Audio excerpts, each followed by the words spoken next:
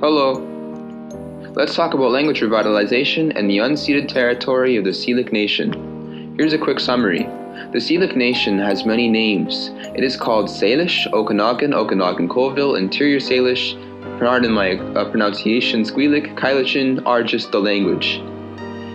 This is spoken in Kelowna, Westbank, Vernon, Penticton, and many other places among many different communities. It is one of many languages in BC, and it is also critically endangered with less than 40 fluent elders. But there are people now learning the language and teaching the language. It is spoken from northern Washington to Salmon Arm to southern BC. It is part of the Salish language family, the purple one here. It is incredibly distinct and different from one another.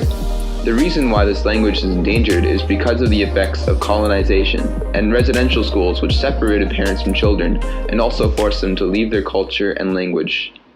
Canada eventually stopped residential schools in 1996, and now the language is just starting to come back. It begins with language planning and policy. The government needs to support the people to increase the language's status and provide funding. Meanwhile, elders are promoting language planning, how to promote the language, how to spread it, and different ways to teach.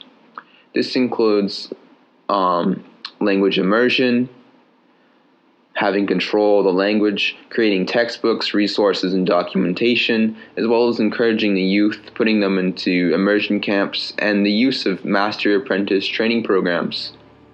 But I'd like to focus on what I think are the three main types of language revitalization in the Okanagan: documentation, domain expansion, and language nest, which all seem to happen in this particular order.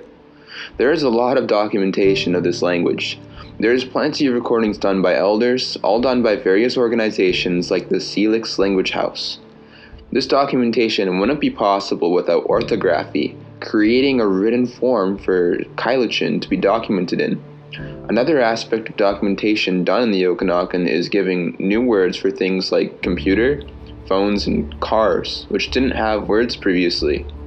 Their documentation is everywhere. It's on their websites, it's been recorded, it's on YouTube. There's plenty of elder stories that are still being recorded as of now.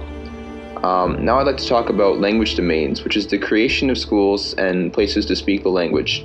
I'll play a quick clip of Michele Johnson, who really pushed for making these language domains. Are really effective teaching methods. 2 years ago, I approached chief and council from 3 different bands, and I said, give me 10 of your best people 2 days a week for 4 years, and I will give you mid-intermediate speakers, some new speakers. And each of those 3 bands, Penticton, Syilx, and Westbank First Nation, they committed core funding and they supported students. Michele Johnson is an instructor who over the course of 4 years piloted an adult fluency program, which apparently took 1,600 hours to complete over 4 years. The students were very successful and they have just recently graduated, but on Zoom because of the pandemic. Here she explains more about language domains, or domain expansion. So if we wanted Syilxin to live, we know that we're going to have to create what's called language domains. Once this program is done, our plan is to create full immersion workplaces with the support of the bands and leadership, and full immersion schools for my students to work in. Basically what I'm getting at is that you need to have lots of adult speakers who can teach lots of schools so you can teach children. Language nests are an immersion space for toddlers. Within 2 years, all the staff who are teaching these toddlers will be fluent and will continue to study for 10 hours a week, while also becoming a licensed daycare. They're going to have a bunch of outdoor activities too, so it sounds like it's going to be fun. The language nest will also be a full-time domain of use, where only the Okanagan language is spoken and English is used as a foreign language. These toddlers are going to receive 30 hours a week of immersion.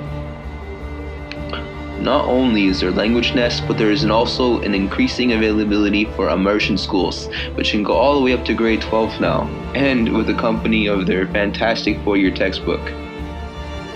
With each new speaker, we can potentially see hundreds of new speakers, as Michele Johnson says. And with more fundraising, we'll be able to have more and more speakers. However, you're going to need a lot of support for that, as it takes $50,000 to raise just one speaker in 4 years.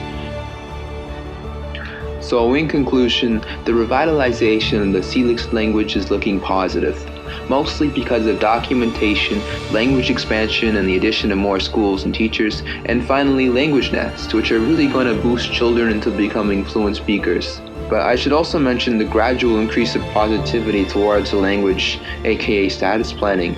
One example is the Our Living Languages display in the Okanagan Heritage Museum. They really did their best in collaboration with First Nations to create a very interesting interactive display with the language. I really recommend going there. It's in Kelowna and the hosts are great. I got to learn about the language. I spent 3 hours in there, and I'm sure as it becomes more well known, the language will also gain more speakers. Anyways, that's it for now. Thank you for listening to me, and have a great rest of your day.